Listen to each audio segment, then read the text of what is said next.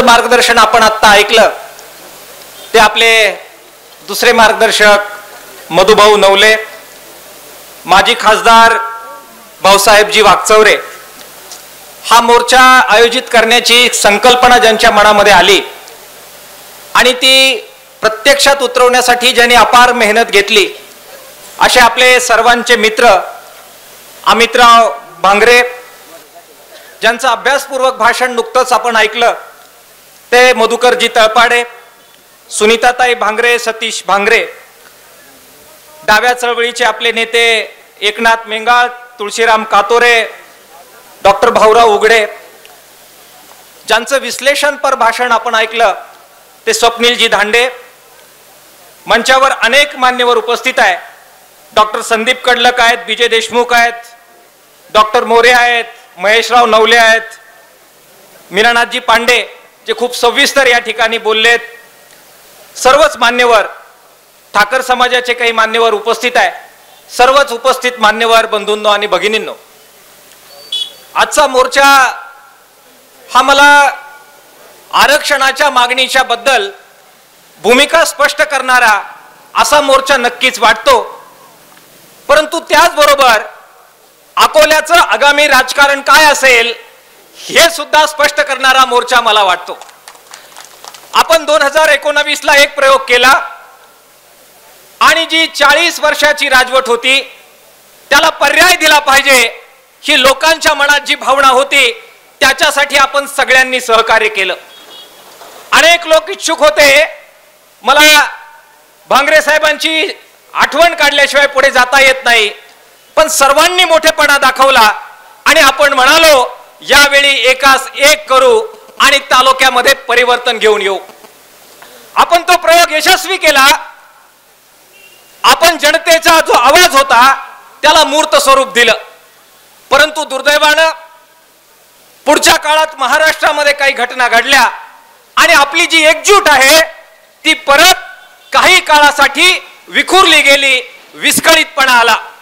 अमित भांगरे साहेब, तुम्हाला अभिनंदन तुमचं केलं पाहिजे की ही सगळी एकजूट परत एकदा घडवण्यासाठी पुढाकार घेण्याचं काम तुमच्या माध्यमातून झालं आणि एक आरक्षणाची, पेसा कायद्याची, बाकी वेगवेगळ्या मागण्यांवर संघर्ष करण्याच्या निमित्तानं का होईना पण ही एकजूट परत बनावी, विस्कटलेली घडी परत जुळावी यासाठी या मोर्चाच्या निमित्तानं एक संधी आपल्याला मिळाली। मीनानाथ पांडे साहेबांनी आपल्याला सांगितलं की ज्यावेळी ही पोस्टर आम्ही सगळ्यांनी पाहिले त्यावेळी एक सूचना आम्ही केली की जी लढाई आपल्या समोर आहे तुळशीराम, ही लढाई एकट्याने जिंकण्याची आणि करण्याची लढाई नाही। जे आपल्या समोरचं आव्हान आहे मधुकर तळपाडे साहेब, ते एकट्याने जिंकण्यासारखं आव्हान नाही। जे जे म्हणून या मागण्यांसाठी एकवटू शकतात, एकत्र येऊ शकतात, निवडणुकीमध्ये काय होईल, तिकीट कोणाला मिळेल, कोण आमदार होईल त्याचा विचार आज करण्याची गरज नाही। सामना करण्यासाठी ज्यांना ज्यांना एकत्र करता येईल त्या सगळ्यांची एकजूट आपण केली पाहिजे अशा प्रकारची भावना आमच्या सगळ्यांच्या मनात होती। आम्ही ती आपल्या समोर मांडली। मला अभिनंदन करायचं आहे की सुरुवात अगोदर कुणीही केलेली असली तरी मुद्दे महत्वाचे आहेत, निकड महत्वाची आहे, ही भावना बाकीच्यांनी ठेवली आणि मानपणाची लढाई न करता पटापट ज्यांना ज्यांना मुद्द्यावर लढाई करायची आहे ते सगळे एकत्र आले आणि म्हणून आज मंचावर राजेंद्र फळके साहेब आपण पाहतोय की आम्ही विखुरले होतो हे खरं आहे, मध्यंतरी थोडा डिस्टर्बन्स आला होता हे खरं आहे, परंतु तो पार करत परत एकदा याच तहसील कार्यालयाच्या समोर आम्ही परत एकवटलेले आहोत। आमच्या विरोधात जे जे जातील त्यांना गाडण्यासाठी आमची परत एकजूट झालेली आहे। कोणीही अधिक मस्तीमध्ये राहू नका हा संदेश आजची एकजूट त्या मित्रांना देत आहे। मित्रांनो, आरक्षणाचा मुद्दा आहे, भूमिका क्लिअर आहे, खूप अभ्यासपूर्वक भाषण इथे झाली आहेत। आमच्या आदिवासी मित्रांचं आरक्षण हे कोणी आम्हाला आंदोलन दिलेलं नाही आहे, कोणी उपकार म्हणून दिलेलं नाही आहे। जी आज ठोस परिस्थिती आहे त्या परिस्थितीमध्ये जल जंगल जमीन लुटली नसती तर आज आदिवासींना आरक्षण मागण्याची गरज आली नसती। आदिवासींना तुम्हाला काय पाहिजे असा पुकारा केला असता, त्यांना आरक्षणाची गरज राहिली नसती। लुटले गेले, नागवले गेले, मागे ठेवले गेले म्हणून त्यांना बरोबरीने आणण्यासाठी ते आरक्षण आहे. आज मांडण्या पद्धतीने व्यवस्थित नियोजन केलं जात आहे. इतर समाजांना आरक्षण मागू नये का? जरूर मागावं. इतर समाजाला पुढे जाण्याची संधी मिळू नये का? जरूर मिळावी. तुम्ही वेगळं मागा, आम्ही तुमच्या बरोबर येऊ, लढू लागो. तुम्ही वेगळी भाकरी मागा. मात्र राजकारण वाईट असतं. आमचे मित्र देवेंद्र फडणवीस साहेब, आमचे RSS, त्यांचा मेंदू, नागपूरवरून येणारी स्क्रिप्ट, महेशराव फार भयानक स्क्रिप्ट आहे, फार भयानक स्क्रिप्ट आहे. स्वतंत्रपणाने मागितलं असतं, आम्ही बरोबर उभे राहिलो असतो. ते म्हटले स्वतंत्रपणाने नको. आता आम्हाला एकत्र आल्यामुळे जर 2 मिळत असेल, तसं वेगळं मागितलं तर जर 4 मिळणार असेल तर ते 4 नको, द्यायचंच असेल तर यांच्यात घुसून द्या. अशा प्रकारची स्क्रिप्ट आहे. ही स्क्रिप्ट काय आहे समजून घेतली पाहिजे. आमचे काही मित्र आता मराठा आरक्षणाच्या बद्दल आक्रमक आहे आणि जे योग्य आहे त्याला योग्य म्हणणारे आम्ही माणसं आहोत. हल्ला झाला, कुणाचा मुलायजा न बाळगता आदिवासी बिगर आदिवासी एकत्र आले आणि जरांगे पाटलांच्या आंदोलनावर जो हल्ला झाला त्याच्या प्रतिकारासाठी स्वप्नील आपण एकत्र राहिलो. परंतु मागणी काय आहे बघा. नागपूरची जी स्क्रिप्ट आहे, RSS ची जी स्क्रिप्ट आहे ती बघा. ती स्क्रिप्ट योजना पद्धतीने लिहिली जाते. डॉक्टर साहेब, कडलक साहेब, मागणी व्यवस्थित पेरली जाते. आपल्याला सेपरेट संसदेत ठराव करून आरक्षणाची मुदत वाढवून 20% 25% जरी मागितलं तरी आज कमी पडेल अशी मराठा समाजाची आवश्यकता आहे. परंतु आम्ही स्क्रिप्ट काय लिहितो, नागपूर स्क्रिप्ट काय लिहिते, फडणवीस साहेब काय पेरतात, ते म्हणतात बाहेर राहून तुम्हाला 20% मिळत असेल ते आपल्याला नको, ते नको, ओबीसी मध्ये घुसा, मग 2% मिळालं तरी चालेल. म्हणजे दुसऱ्यामध्ये भांडणं लावायचे, वाद घालायचा. ही स्क्रिप्ट आपण समजून घेतली पाहिजे. आणि ही स्क्रिप्ट समजल्यानंतर मग जे समोर येतं ते संभाजी ब्रिगेडच्या आमच्या नेत्यांबरोबर मी अनेक वेळा बोललेलो आहे. मराठा समाजाच्या सुद्धा नेत्यांबरोबर आपण बोललेलो आहे. आमची ठाम मागणी आहे, सरळ मागणी आहे. तळपाडे साहेब, तुम्ही बरोबर म्हटले, तुम्ही म्हटले द्या, पण असं द्या जे टिकलं पाहिजे, असं द्या. जे टिकणार आहे ते मागायचं असेल तर नागपूरच्या मेंदूपासून आपला मेंदू आपल्याला सेपरेट करावा लागेल. त्यांना डिवाइड करायचं आहे, डिवाइड करून रूल करायचा आहे. हा मुख्य भाग समजून घेऊन आपल्याला रणनीती आखावी लागेल. आमच्यातले इथे अकोल्यातले सुद्धा काही मित्र, लढाई समजून घ्यायची नाही, समजून घ्यायचा नाही मुद्दा. ते म्हणाले आम्ही आदिवासींच्या रिझर्वेशनचा मुद्दा आहे, आम्ही एकटे आदिवासीच मोर्चा काढणार. आम्ही बिगर आदिवासी लोक म्हणतोय तुमची मागणी बरोबर आहे, तुमचं म्हणणं बरोबर आहे, तर आम्हाला तुम्हाला पाठिंबा द्यायचा आहे. ते म्हटले नाही नाही नाही नाही नाही नाही, आम्हाला वेगळंच काढायचं आहे. भावांनो, स्क्रिप्ट समजून घ्या, येतं कुठून समजून घ्या. आदिवासी आणि बिगर आदिवासी, आदिवासींच्या आरक्षणाला धक्का लावू नका या मागणीसाठी जर एकत्र येत असतील तर पोटात दुखायचं कारण काय आहे? काही कारण नाही. आज जी येथे एकजूट होते आहे ती एकजूट ही काय कोणाच्या ढगातून पडलेली नाही. मधुभाऊंना मला मी शेजारी बसलो असताना सांगितलं की हे तुमच्या पिढीने, अगोदरच्या पिढीनं या तालुक्याची माती फार वेगळ्या पद्धतीने देशमुख साहेब कसलेली आहे. आणि ही कसण्याची जी परंपरा आहे ती रामजी भांगरे, राघोजी भांगरे, सकृबुदा मेंगाळ आणि अमृतभाई मेहता, मुरली मास्तर नवले, बुवा नवले, असंख्य लोकांची नावं मी सांगेल. फार हुशार लोक होती, फार जाणती लोक होती. यांनी पक्केपणाने ही मेक समजून घेतलेली आहे.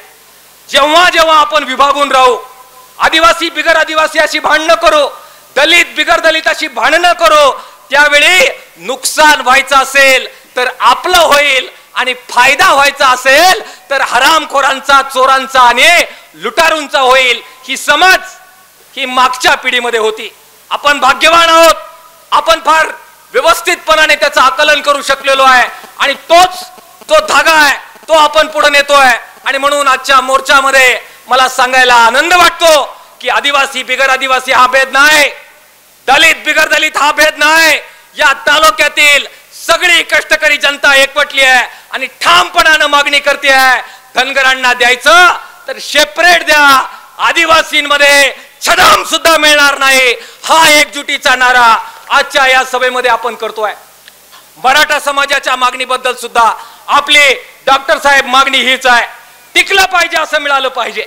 उगाच द्यायचं मतांची बेगमी घ्यायची आणि मग परत तोंडाला पानं पुसायची, असं होता कामा नये. आज माझा एक मित्र पुढे आला आणि पेसाबद्दल बोला अशी आर्जवी विनंती करू लागला. आपल्याला रिझर्वेशन बरोबर लढलं पाहिजे मित्र. सतीशराव, रिझर्वेशन हा महत्वाचा मुद्दाच आहे, परंतु त्याच्याच बरोबर आज सबंध पेसा क्षेत्रामध्ये, आदिवासी क्षेत्रामध्ये तुम्हाला रिझर्वेशन राहू द्या, तुम्हाला अधिक राखीव जागा राहू द्या, परंतु राखीव जागांचा फायदा तुम्हाला मिळण्यासाठी जे शिक्षण पाहिजे ते मात्र आम्ही बंद करणार आहोत.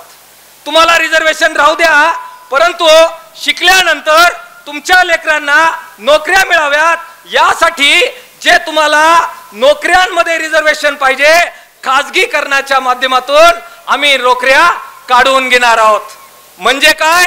म्हणजे तुम्हाला आम्ही ताटात वाढून ठेवणार आहोत, फक्त तुमचे हात ज्याच्यातून आम्ही घेऊन खाणार आहोत तेवढे 2 हात आम्ही कलम करणार आहोत.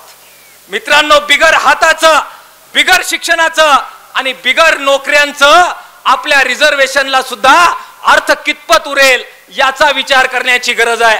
नागपूरचा मेंदू, RSSचा मेंदू तुमच्यापेक्षा खूप व्यवस्थितपणानं षड्यंत्र रचत असतो.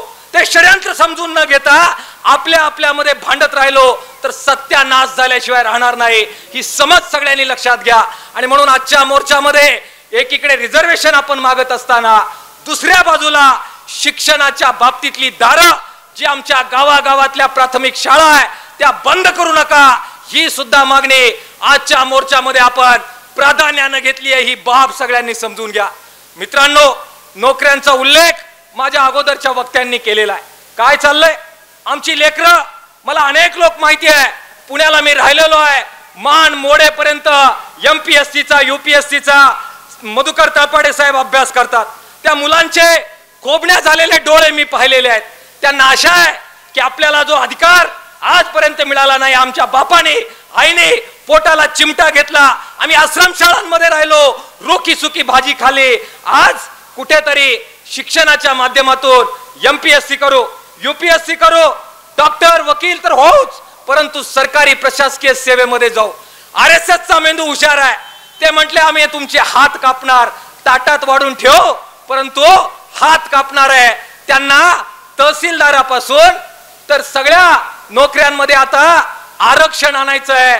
आणि वरपे साहेब, मला वाईट हे वाटतं की आम्ही ज्यांना नेते मानतो ते पण सांगू लागलेत की आता इतक्या पगारामध्ये इतके लोक कॉन्ट्रॅक्टवर पगाराने नोकऱ्या करू शकतील. समज जरा लक्षात घेतली पाहिजे, समज लक्षात घेतली पाहिजे. आम्ही अपेक्षा कोणावर ठेवायच्या याचा कधी कधी प्रश्न पडावा, इतकं वाईट वातावरण या राज्यामध्ये निर्माण झालेलं आहे. आणि म्हणून भावांनो, एकीकडे रिझर्वेशन, दुसरीकडे शिक्षण आणि तिसरीकडे नोकरी, याच्यासाठी आपण लढतोय. त्याच्याच बरोबर शेतीचा आणि घामाच्या दामाचा प्रश्न हा आपल्या अजेंडावरून हटता कामा नये. आम्ही सगळ्या भागामध्ये जशी दुधाची लढाई आम्ही या ठिकाणी केली, तसंच आदिवासी भागामध्ये जे नगदी पीक आहे, आपल्या बिरसा ब्रिगेडचे काही कार्यकर्ते मला भेटायला आले होते. आपण त्यांच्याशी बोललो की जे बिगर आदिवासी भागामध्ये ऊसाचं पीक आहे आम्ही लढतो, दुधाचं पीक आहे आम्ही लढतो. आदिवासी भागामध्ये जर कोणतं नगदी पीक असेल तर अमितराव, ते पीक हिरड्याचं पीक आहे. हिरड्याच्या पिकाच्या बद्दल अनेक दिवसापासून खरेदी बंद केलेली आहे. हिरड्याच्या पिकाबद्दल सरकारी खरेदी बंद झाल्यामुळे सगळ्या आदिवासी भागामध्ये हिरडा उत्पादकांची सर्रास लूट होते. रिझर्वेशन हवंच, त्याच्यासाठी शिक्षण हवंच, त्याच्यासाठी नोकरीमध्ये सुद्धा ज्या राखीव जागा आहे त्या शाबूतच हव्या. पण त्याचबरोबर हिरडा असेल, भात असेल, वरई असेल, नागली असेल, या पिकाला रास्त भावाची लढाई सुद्धा संभाजी ब्रिगेड, बिरसा ब्रिगेड, आपल्या विद्रोही चळवळी सगळ्यांना एकवटून आपल्याला कराव्या लागतील. आणि तो मुद्दा सुद्धा आपण नजरअंदाज करता कामा नये. आणि म्हणून हा आजचा मोर्चा महाविकास आघाडी आणि मित्र पक्षाची एकजूट मजबूत करणारा मोर्चा आहेच. आजचा हा मोर्चा आदिवासी आणि बिगर आदिवासी यांची एकजूट मजबूत करणारा मोर्चा आहेच. आजचा हा मोर्चा नागपूरचा मेंदू काय म्हणतोय हे बरोबर समजून घेऊन आपली रणनीती ठरवणारा मोर्चा नक्कीच आहे. परंतु आजचा मोर्चा रोजी रोटीची जी लढाई आहे, जी आधार भावाची लढाई आहे, शेतकऱ्याला घामाचं दाम देणारी लढाई आहे, हा पण मुद्दा पुढे घेऊन जाणारी ही लढाई आहे. आपण 9 तारखेपासून नाशिकला ठाण मांडून बसतोय. आदिवासी प्रकल्प आदिवासी आयुक्त कार्यालयाच्या समोर तमाम जुन्नरचे लोक, आंबेगावचे लोक, आपल्या अकोले तालुक्याचे लोक, जिथे जिथे हिरडा पिकतो ते हिरडा उत्पादक लोक आपण एकत्र आलेलो आहोत. अकोले ते लोणी जो लॉंग मार्च झाला त्यामध्ये आपण ही मागणी मान्य करून घेतली की हिरड्याला हमीभाव आणि सरकारी खरेदी मिळाली पाहिजे. लेखी मान्य झालंय. आता पथवेजीत पुढचा टप्पा आपल्याला गाठायचा आहे. सकृबुदा मेंगाळ आणि तिकडचे धर्माकमा भांगरे त्यांचे काही जुने कागदपत्र मी काढलेले आहेत.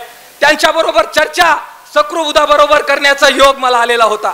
हातात पैसा जोपर्यंत येणार नाही तोपर्यंत आदिवासी स्वतःच्या पायावर ठामपणाने उभा राहणार नाही. ही मागच्या पिढीची शिकवण आम्ही विसरलो नाही. आणि म्हणून तुम्हा सगळ्यांना आव्हान करतो की 9 तारखेला आदिवासी आयुक्त कार्यालयावर 3 तालुक्यांचा जबरदस्त एल्गार या हिरड्याच्या प्रश्नावर होणार आहे. गावागावात सर्क्युलर आलेत आणि राजेंद्र फाळके साहेब बैठक जी मंत्रालयात झाली त्यांनी सांगितलं की गावागावामध्ये हिरडा खरेदीचे ठराव करून पाठवा. जी मागणी मान्य झाली आहे त्याला आता सरकारनेच असे ठराव करायला लावलेत.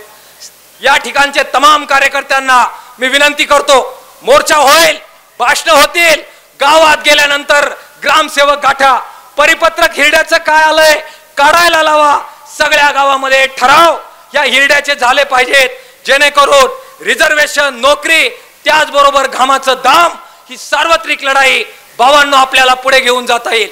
राजकारण हे राजकारणाच्या जागेवर होईल.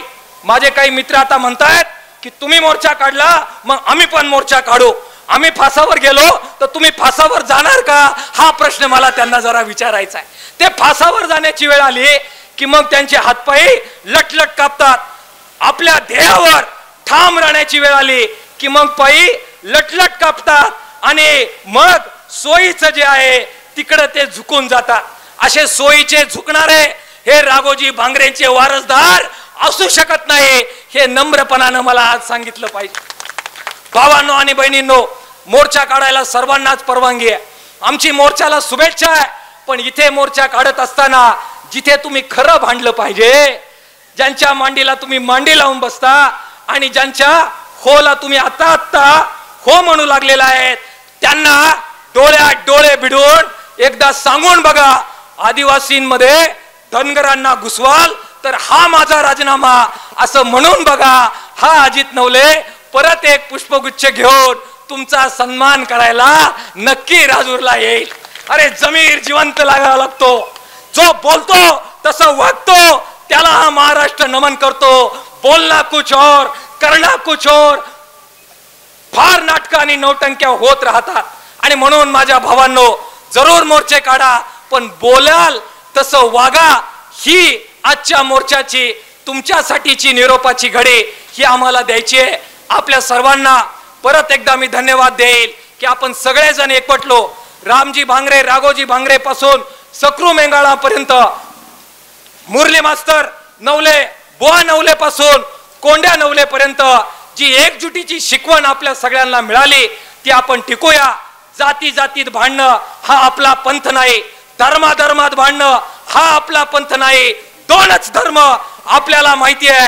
एक धर्म आहे ऐत खाऊंचा, हरामखोरांचा, लबाडांचा, आणि दुसरा धर्म आहे कष्टाची घामाची भाकरी खाणाऱ्या आपल्या सगळ्यांचा.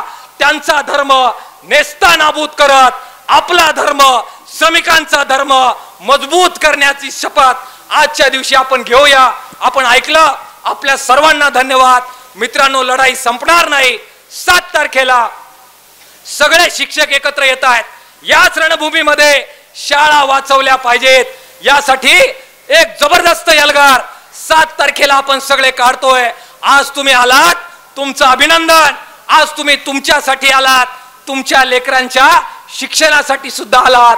परत एकदा विनंती करतो, 7 तारखेला अमितराव, 7 तारखेला मधुकर तळपाडे साहेब, 7 तारखेला सतीशराव, एकनाथ मेंगाळ, नामदेव भांगरे, आपले बिरसा ब्रिगेडचे आपले सहकारी, संभाजी ब्रिगेडचे सहकारी, विद्रोहाचे सहकारी, हात जोडून सांगतो, लढाई एका मित्राने संपत नाही, सगळ्यांना एकवटावा लागणार, लंबी लढाई लढणी पडेगी, परत एकदा आपल्याला यावं लागेल. निमंत्रण हेच समजा, लेकरांच्या शाळा वाचवण्यासाठी याच मैदानावर पांडे साहेब 7 तारखेला, मधुभाऊ 7 तारखेला परत एकदा तुम्ही सगळ्यांच्या वतीनं एक एल्गार परत पुकारा. रोजी रोटीची, शिक्षणाची लढाई ही खरी लढाई आहे, ती पुढे घेऊन चला. लबाडांना लबाडांचं बोलणं बोलू द्या, फसवणाऱ्यांना फसू द्या. आपण आपला झेंडा, लढाईचा झेंडा, क्रांतीचा झेंडा पुढे घेऊन चला. एवढंच आव्हान आपल्या सगळ्यांना करतो. सगळ्या भावा बहिणींना सलाम करतो. धन्यवाद. लाल सलाम, इन्क्लाब जिंदाबाद. आपली माणसं, आपलं दुकान. श्री स्वामी समर्थ क्लॉथ आणि मॅचिंग सेंटर, तसेच श्री स्वामी समर्थ एंटरप्राइजेस होलसेल कापड दुकान. अकोलेकरांच्या पसंतीस उतरलेलं कापड विश्वातील लोकप्रिय नाव म्हणजे श्री स्वामी समर्थ कापड दुकान. मनमोहक वस्त्रालंकार, वाजवी किंमत आणि विनम्र सेवा. 6 वार साडी, 9 वार sari, Banarasi silk, suiting, shirting, Manchar टोपी, टॉवेल, शाल, नॅपकिन, फेटा, इनरवेअर आदी साहित्य एका छताखाली. लग्न बस्त्यासाठी खास अद्ययावत व्यवस्था, तसेच लग्न बस्त्यावर ट्रॉली बॅग फ्री. लहान मुलांच्या असंख्य व्हरायटीजचे मनमोहक कपडे. महिलांसाठी होलसेल स्वतंत्र साडी विभाग, तसेच स्वतंत्र लेडीज आणि जेंट्स विभाग. एक वेळ अवश्य भेट द्या. खरेदी करा मनमोहक वस्त्र आणि खुलवा आपलं सौंदर्य. आमचा पत्ता शाखा नंबर 1, श्री स्वामी समर्थ क्लॉथ व मॅचिंग सेंटर, अगस्ती कॉम्प्लेक्स, पहिला मजला, बाजार तळाजवळ, अकोले, तालुका अकोले. आणि शाखा number 2, Shri Swami Samarth enterprises wholesale कापड दुकान, भिंगारे गोडाऊन शेजारी, दत्त मंदिर रोड, कचेरी परिसर, अकोले. प्रोप्रायटर बेनके बंधू. संपर्क 75 88 51 31 33 आणि 024 24 22 33 24.